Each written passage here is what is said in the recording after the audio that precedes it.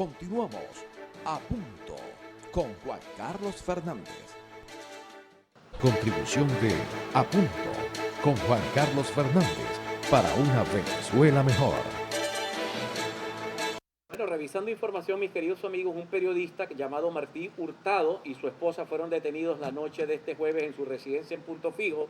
Están acusados de hurto, posesión de municiones, peculados y otros delitos. La Sociedad Interamericana de la Prensa ha puesto el grito al cielo ante esta detención de un periodista, de otro periodista venezolano que va a la cárcel o va detenido por unos delitos los delitos que se le aplican a la gente políticamente en Venezuela, traición a la patria. Imagínense ustedes, el delito de traición a la patria requiere que haya una concertación con gobierno extranjero para dañar al gobierno propio. Y aquí es uno de los delitos políticos más comunes que hay en Venezuela. ¿A quién tienes? Paulo Quintero. Vamos a hablar con Paulo. Paulo es un politólogo.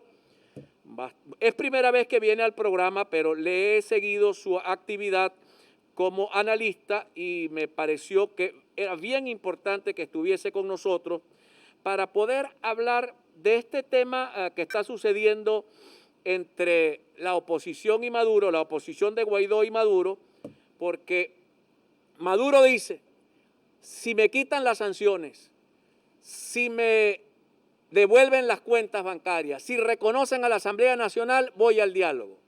La oposición que encabeza Guaidó dice elecciones libres y un cronograma electoral para elecciones presidenciales y legislativas y nos vamos para el diálogo. ¿Cómo se logra un diálogo si hay ese tipo de condiciones previas? ¿Es posible o esto es, digamos, política de micrófono? Pablo, saludos. Hola Juan Carlos, saludos. Un gusto estar en tu programa. Bueno, fíjate, gran parte de la discursiva de un lado y del otro carece, vamos a llamarlo de alguna manera, 100% de credibilidad. Hay cosas que se dicen para la opinión pública, para el discurso, como tú bien lo dices, y también para manipular y para desmoralizar, que es lo más importante. De cara a un diálogo o a una conversación entre el gobierno y la oposición, cuando el Ejecutivo pone los puntos sobre la mesa y de alguna manera se expresa de esa manera, partiendo desde un punto de vista del todo o el nada, lo que busca es eso, incidir dentro de la opinión pública de la oposición y desmoralizar. Muy bien, Pablo, permíteme que quiero detenerme allí porque ese era mi tema ayer de reflexión. El gobierno dice cosas, Diosdado dice cosas, y hay un sector de la oposición que les cree a pie juntillas, y al otro día ese sector de la oposición dice, ¿vieron? No vale la pena participar, no vale la pena dialogar. O sea, la gente dice y reacciona como Maduro quiere que reaccione. Esa es mi posición al respecto. ¿Qué piensas tú de esto? Nicolás Maduro busca bombardear con sus mensajes a ese sector de la oposición que inmediatamente responde como le conviene al régimen. Claro, es parte de la estrategia. La estrategia comunicacional del gobierno, ¿cuál ha sido siempre? Desinformar, mal informar, generar división en todos los sectores de la oposición. Coloquialmente nosotros lo llamamos casquillo, y eso es lo que busca precisamente con este tipo de declaraciones. No es nada nuevo. Lamentablemente algunos actores políticos actúan de forma más emocional que racional y se dejan llevar por algún tipo de declaraciones con esa intención. Es lamentable que el liderazgo político llegue a la conclusión de que esto es algo nuevo. Mira, el gobierno dijo esto, por lo tanto es verdad. Caramba, o sea, yo creo que hay que pensar un poquito más allá de forma emocional. Yo creo que el liderazgo político debe entender los mensajes del chavismo. Y estos mensajes están cargados con esa nube tóxica de siempre, precisamente. Y por otro lado, la oposición tiene que jugar un rol muy importante al manejo de la información en un contexto de diálogo. el gobierno va a seguir diciendo cosas, como tú muy bien lo dices, pero la oposición no puede seguir al ritmo de las cosas que dice el gobierno. Ahora, Si esto ocurre, ajá, lamentablemente vamos a ver una oposición dividida de ahora en adelante, que en vez de escucharse a sí mismo, escucha más el gobierno. en vez de escucharse a sí misma, escucha más al gobierno. Hablemos un poco del diálogo. Ya ayer se dieron incluso los nombres, claro, de modo extraoficial, de las personas que van en representación de la oposición, de la representación del gobierno, a unos diálogos que deben iniciarse en México. ¿Qué tiene el gobierno? Esta pregunta para mí es crucial. ¿Qué tiene el gobierno para entregar y qué tiene la oposición para entregar? Quiero decir, ¿qué quiere el gobierno que la oposición le dé para poder ir a un diálogo y qué quiere la oposición que el gobierno le dé para poder ir a un diálogo? Claro, cuando hablamos de diálogo y de negociación, siempre debemos entender que debe existir una zona de acuerdo posible. Esa zona de acuerdo posible es que yo necesito, como una parte del diálogo, necesito algo que tú tienes y la otra parte necesita algo que yo tengo. Esto no hay que explicarlo mucho porque evidentemente así funcionan las negociaciones. Una necesidad. Ahora, ¿qué tiene en este momento el gobierno? Bueno, el gobierno para empezar tiene el poder, tiene el control legítimo de la fuerza, como algunos me llaman, tiene el control de los recursos, tiene el control sobre los militares, tiene el control del espacio aéreo, geográfico, el control de las instituciones, es decir, tiene el poder. ¿Qué tiene la oposición en este momento? Bueno, evidentemente tiene alguna, vamos a llamarlo así, alguna herramienta con las que pudiera negociar sobre el caso de las sanciones, la liberación de las sanciones con Estados Unidos. ¿Qué puede tener la oposición en este momento?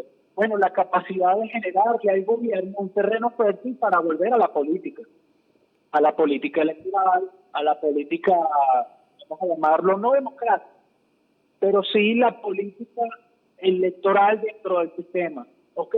Y no me refiero a democrática al 100% porque elecciones no son democracias, ¿ok? Las elecciones son parte de una democracia, pero no podemos llegar a la conclusión de que si hay elecciones, hoy en día sí tenemos democracia al 100%. Entonces, en este momento hay que ver que el gobierno necesita quizás para mantenerse en el poder en este momento, utilizar a la oposición. Pero la oposición necesita al gobierno para, evidentemente, incidir dentro del juego político, entendiendo que la negociación es importante y el diálogo es importante para algunos sectores poder sobrevivir hoy en día dentro del status quo. Dentro del status quo. ¿Y qué opinas, Pablo, y con esta pregunta termino, de los sectores de la oposición? Por ejemplo, leo acá al exdiputado Omar González. Maduro usará las negociaciones para sostenerse por más tiempo en el coroto. Él es del grupo de la amiga María Corina Machado, que ellos afirman, todo ese sector, que no tiene sentido, pero no solamente que no tiene sentido, sino que el que vaya al diálogo es cómplice y colabora con el gobierno. Bueno, lamentable. Y es lamentable que un político llegue a esa conclusión. Por supuesto que el gobierno va a utilizar el diálogo para mantenerse en el poder. Caramba, fuera malo, es decir, pensar lo contrario, que el gobierno va a buscar su salida. Ningún gobierno, Juan Carlos, utiliza una negociación para salir del poder. La intención del gobierno va a ser mantener el poder. Es decir, este señor lamentablemente no entiende muy bien la política. La política es mantenimiento del poder y la búsqueda del poder. Si un partido político quiere buscar el poder, quiere en este caso tener el poder, tiene que buscarlo por la vía de la negociación, la vía del diálogo, por la vía electoral. Yo no creo que el liderazgo político que dialogue y negocie y que tenga una salida, la crisis sea cohabitador. Lamentablemente es una visión muy reduccionista de la política y muy tóxica, que a estas alturas del partido no suma absolutamente nada. Ya la Casa Blanca el año pasado y el año antepasado ha fijado una posición clara sobre esto.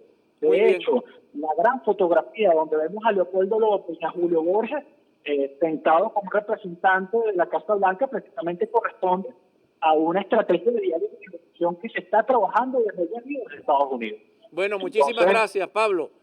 Apreciamos sí. muchísimo tu intervención en el programa. Muchísimas gracias por tu participación. Evelyn, ¿cómo cierra usted este segmento? Vamos a cerrarlo con esta noticia de caraotadigital.net. Jane Story señala que Venezuela podría recibir donación de vacunas contra el COVID-19. La posibilidad de las vacunas está ahí. Jane Story señaló que Venezuela es uno de los países que podría recibir vacunas donadas por el gobierno de los Estados Unidos, que donará 80 millones de dosis, pero que esperan que haya transparencia en cuanto a quiénes y cómo se recibirán estas vacunas. Actualmente, señaló, es muy opaca la manera como se han recibido en Venezuela las vacunas de Rusia y China y aún más cómo se han inoculado. Venezuela está, como muchos otros países, entre quienes pueden recibir vacunas de Estados Unidos, entendiendo que Estados Unidos las va a donar. Recalcó en varias oportunidades el embajador en esta entrevista, en la que hay mucha lectura entre líneas y que pueden ver también en Caraota Digital, Juan Carlos. Bueno, nosotros seguimos preguntándonos, como dice ese titular que aparece en la pantalla,